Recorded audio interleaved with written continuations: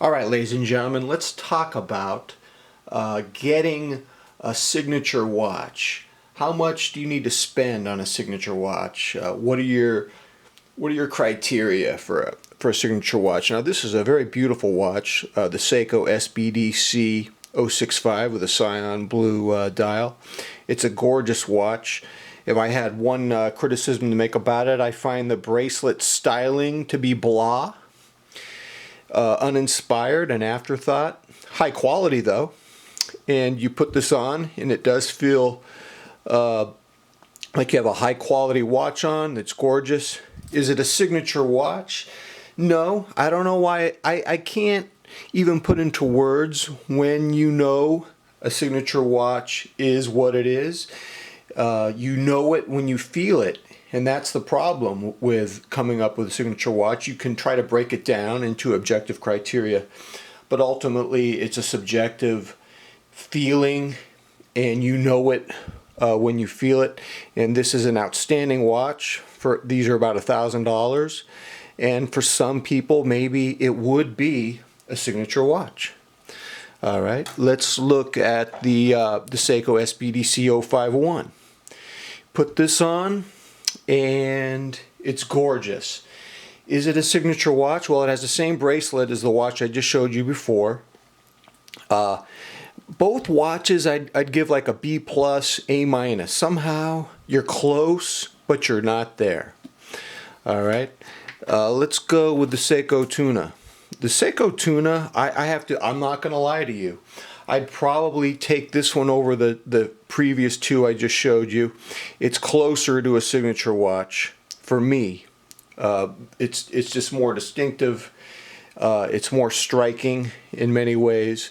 It does not have sapphire, which to me is almost an essential ingredient for a signature watch. That's just me. You guys could argue about that. And it is quartz, and so that could be a problem for connection. And also when a watch person is looking for a signature watch, I would say 90-95% are looking for an automatic movement. So this is closer than the previous two, but it doesn't quite make it, being a quartz with a hardlex and lacking the sapphire. But really good choice for about $1,000. So how much do you have to spend?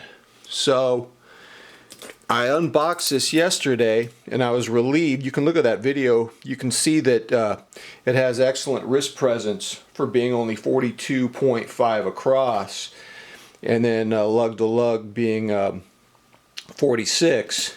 So the Captain Willard SBDC109, could this be a signature watch?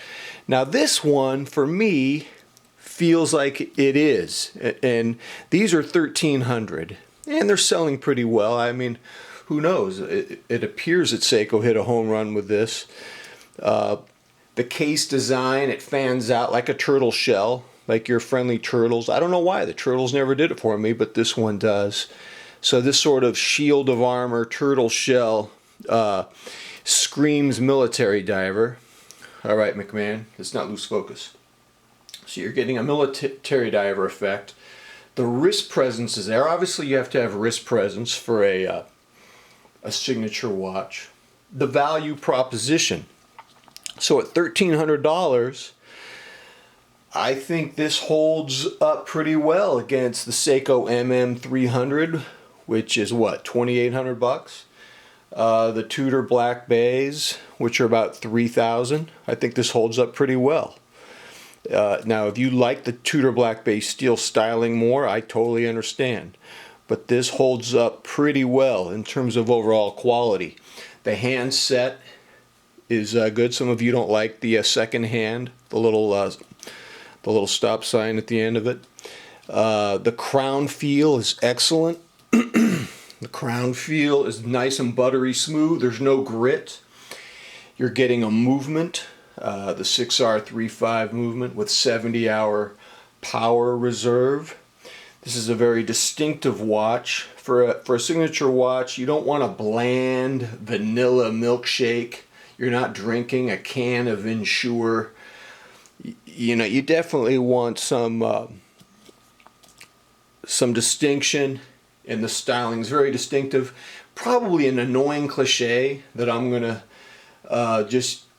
you know, you can use the word iconic if you want, but it's a cliche and it's pretentious. So it's a familiar style from Apocalypse, from the movie Apocalypse, Captain Willard. And if you want to use the word iconic in your lexicon, that's your choice. Everyone could make their choice. The build quality is excellent.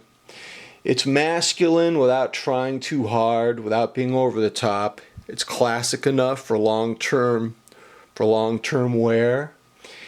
And the other thing I want to say is the bracelet, the style of the bracelet complements the case design. Whereas I'm not a big fan of the bracelets on those first two watches I showed you. I almost think they're an afterthought. Here, the design does complement the case. Let's see if you can get that fanning, the fanning of the lower case. So I think at $1,300, this is a pretty good choice for a signature watch if you like the style. I don't know how galvanizing or polarizing this style is going to be. I mean, probably most people who are Seiko fans are going to like this. I mean, someone yesterday said, "You Seiko dudes belong to a cult."